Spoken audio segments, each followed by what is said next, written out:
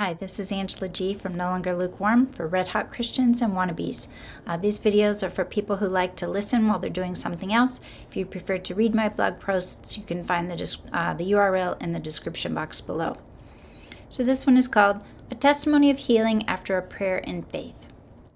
God is the same yesterday, today, and forever, but prayer can change a situation in the blink of an eye. In both the Old and New Testaments, people requested and were granted healing. Barren wombs, leprous men and women, and a shriveled hand were all healed in both Testaments, and the raising of a dead widow's son was performed in each. In his earthly ministry, Jesus healed the blind, deaf, dumb, paralyzed, and more. Today, untold numbers of people pray for and receive healing every single day.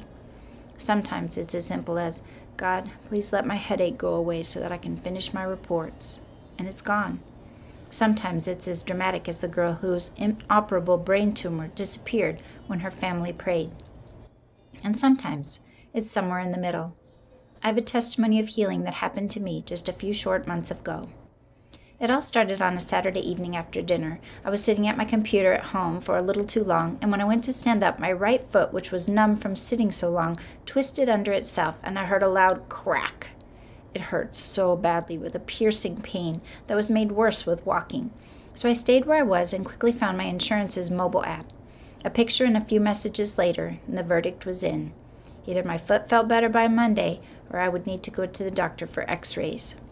My daughter had just had a similar incident with her foot and was on a peg leg for over a month. I cringed when I thought about trying to navigate my life as a teacher, hobbling through the halls and down the aisles. But then it occurred to me, I serve a God who heals. I grabbed my cell phone and quickly texted my pastor's wife and 4 to 5 other strong praying Christian women and asked them to pray in agreement with me for healing.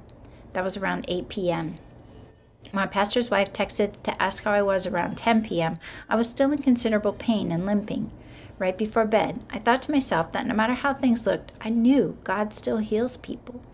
I went to Google and typed in Bible verses about healing. I read through the list out loud, affirming each one and applying it to myself. At the end I said, If you are willing, Lord, I know you can heal my foot.